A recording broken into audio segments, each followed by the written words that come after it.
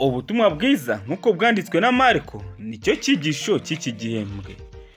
Muri iki cyumweru rero dufite insanganyamatsiko ivuga ngo umunsi mu murimo wa Yesu. Umunsi mu murimo wa Yesu niyo nsanganyamatsiko dufite muri iki cyumweru. Icyo kwibukwa kiboneka mu butumwa bwiza nk'uko bwanditswe na Mariko igice cya mbere umurongo wa 17. Yesu arababwira ati, nimunkurikire nzabagira abarobyi b'abantu. Nimunkurikire nzabagira abarobyi b'abantu. Aha rero ingingo y'uyu munsi iravuga ngo igikorwa cyo kuramya kitazibagirana. Dusenga Imana mbere yuko tujya mbere muri iki cyigisho. Turagushimiye, turaguhimbaje Uwiteka Mana ishobora byose. Tugushimiye kuri umuremyi wacu. Tugushimiye ko waturinze ukemera ko tuba kuri uyu munsi wa none. Turakwinginze rero kugira ngo uzubane natwe muri iki cyigisho cy'uyu munsi.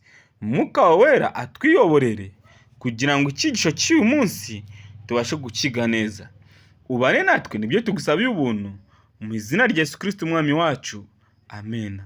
Itariki 8 Nyakanga ingingo tujye kurebera hamwe iravuga ngo igikorwa cyo kuramya kitazibagirana. Aha rero tugiye gusoma mu butumwa bwiza nk'uko bwanditswe na Mariko igice cyaho cya mbere umurongo wa 21 turageza wa 28. Ndikiye kintu kidashobora kwibagirana cyabereye mu sinagogi y'i Kaperinawumu, kandi ni ukuhe kuri kw'iby'umwuka tubasha gukura muri iyi nkuru. Aya magambo rero tugiye gusoma mu gice cya mbere cya Mariko umurongo wa 21 tugeze uwa 28. Umutwe w'amagambo uravuga ngo akiza umuntu utewe na dayimoni.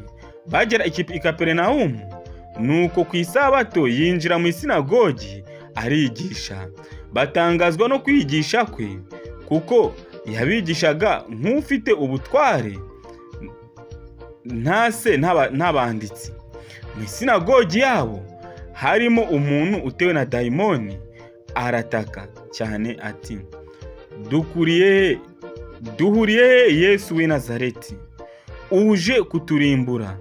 Ndakuzi, uri wera w'Imana. Yesu aramucyaha ati, hora muvemo. Dayimoni aramutigisa, ataka ijwi rirenga, amuvamo. Bose baratangara, barabazanya bati, ibi ni ibiki? Ko ari imyigishirize y'inzaduka? Mbega uburyo ategeka ubutware, n'abadayimoni nabo baramwumvira. Uwo mwanya inkuru ye yamamara hose mu gihugu cyose gihereranye n'i Galilaya.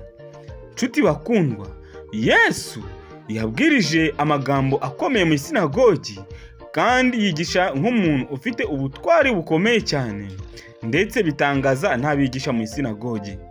Nuko Yesu ko mu sinagogi harimo umuntu ufite badayimoni, Yesu aramukiza.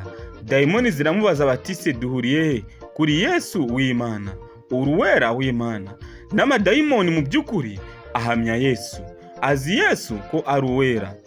Nyamara Yesu amaze gukora icyo gitangaza, abadayimoni baragiye bava muri uwo muntu, kandi iyo nkuru ya Yesu yamamaye ahantu hose, ikwira ahantu hose. Ngo abakristo hafi ya bose bagira ibihe batibagirwa mu rugendo rwabo rwa gikristo. Hari ugufata icyemezo cyo gukurikira Yesu. Umunsi wabatirijweho ikibwirizwa gikomeye cyakwegereje Imana cyane. Bimwe mu bihe nk'ibi ntibibasha kwibagirana, kandi nanone biba byarahinduye imibereho yacu. Nshuti bakundwa, mu mibereho yacu y'ubukristo hari ibihe dushobora kunyuramo bitabasha kwibagirana.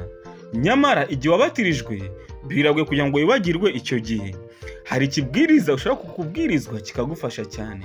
Icyo gihe icyo kibwiriza ntigishobora kwibagirana mu mibereho yawe. Ariko mu by'ukuri niko bigomba kuba byaragendekeye no ku bantu bamwe bari mu isabato i Kaperinawumu.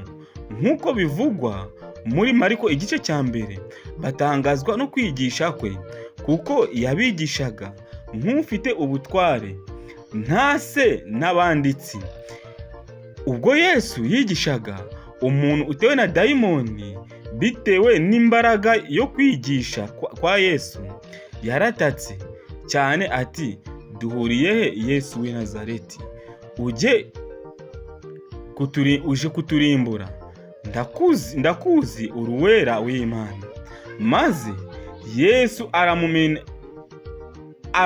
aramumenesha amuvamo. Nshuti bakundwa, amadayimoni nayo yahamije Yesu.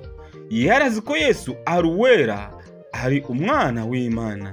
Amadayimoni yarazi ko nta kindi Yesu azabakorera uretse ko yarimbura. Zirikana inkurikizi z'aya magambo ku ruhande rwa dayimoni. Bwa mbere dayimoni yamenye Yesu nk'uwera w'Imana. Yemeye ko Yesu ari uwera watumwe n'Imana, binyuranye n'ingabo mbi zanduye za Satani. Mu gihe turamya, tugomba kwitega kubona ibyera n'abantu bera, aho kubona ibintu bibi n'ibyanduye. Bityo rero muri iyi nkuru tubonamo itandukaniro rigaragara hagati y'imbaraga z'icyiza n'imbaraga z'ikibi. Aha tuhabona ukuri kugaragara kw'intambara ikomeye. Abantu babasha kuba bataramenye uwo Yesu ari we, nyamara abadayimoni bo bakamumenya kandi bakamwemera ku mugaragaro. Nshuti bakundwa, hari igihe abantu batabasha kwemera Kristo, ariko abadayimoni ubwabo bemeye Kristo kandi babasha guhamya imbaraga za Kristo. Ikindi, itegeko ribwira dayimoni kuva muri uwo muntu rirumvikana. Ariko se kuki habayeho itegeko rivuga ngo hoya ceceka? Aha niho Mariko atangirira yerekana umugambi wo guhagarara kwa Yesu. Umugambi wo guhamagara kwa Yesu. Yesu ahamagarira guceceka ku byerekeranye n'uwo ari we. Abahanga mu bya Bibiliya bita uku guhamagara ibanga rya Mesiya. Nshuti bakundwa, nta gitangaza kumva ko Yesu akwiye gutanga itegeko rivuga ngo hora ceceka. Guhamagara kwa Yesu asaba guceceka birumvikana neza kubera impamvu z'ibya politike byavugwaga ku byari bitegerejwe kuri Mesiya mu gihe cye. Kuba Mesiya byari ukwigerezaho. Niyo mpamvu uko guhamagarira abantu na dayimoni guceceka byari ishirwa ritibeshya ryo kumenya Yesu uwo ari we. Icyumvikanaga buri gihe ni uko kumenya ibiranga Yesu bidashobora guhishwa. Ni ukuri kuwo ari we ari ryo zingiro ry'ubutumwa bukubiye mu butumwa bwiza. Abantu bakeneye kumenya uwo Yesu ari we, ariko nanone bagafata n'icyemezo cy'ukuntu bitegura kugaruka kwe n'icyo ibyo bivuze kuri bo. Inshuti bakundwa,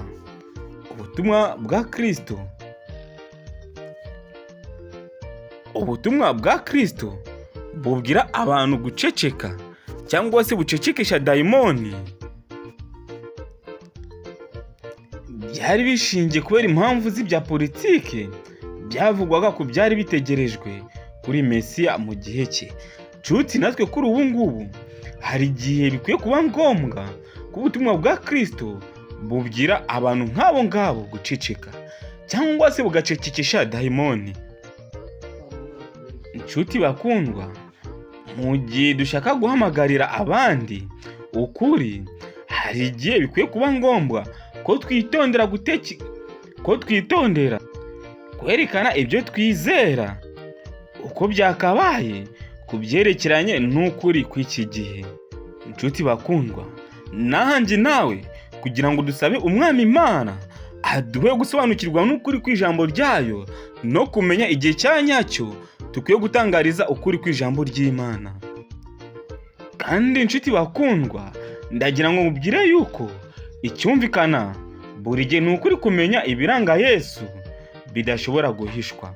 Ni ukuri ibiranga Yesu ntitukwiye kubihisha kuko bidashobora guhishwa. Kumenya Kristo uwo ari we ni ryo zingiro ry'ubutumwa bukubiye mu butumwa bwiza. Abantu bo kuri isi ya none bakeneye kumenya Yesu uwo ari we, kandi abantu bakwiye kwitegura kugaruka kwa Yesu. Nanjye nawe kugira ngo dufate icyemezo cyo kwamamaza Kristo uwo ari we, kandi abantu bakitegura kugaruka kwa Kristo ugiye kugaruka vuba bidatinze. Nshuti mukundwa, icyo ngusaba ni uko wemerera ijambo ry'Imana rikakuyobora. Nicyo ngusabiye ubuntu mu izina rya Yesu Kristo Umwami wacu, amen. Dusenga. Imana, turagushimiye, turaguhimbaje Uwiteka Mana ushobora byose. Tugushimiye ko wongeye kubana natwe muri iki cyigisho cya none. Turagusabye kugira ngo uduhe gufata umwanzuro no kumenya kwamamaza ubutumwa bwawe, tumenye aho tukwiye kubujyana n'uburyo tukwiye kubutwaramo. Abantu bo muri isi ya none bakwiye kwitegura kugaruka kwawe, ubwo ujye kuzaza ugasanga imitima y'abantu bose ikwiteguye. Turagusabye kugira ngo ubane natwe kandi uduhe imbaraga zo kwamamaza ubutumwa bwawe. Nibyo dusabiye ubuntu mu izina rya Yesu Kristo Umwami wacu, amen.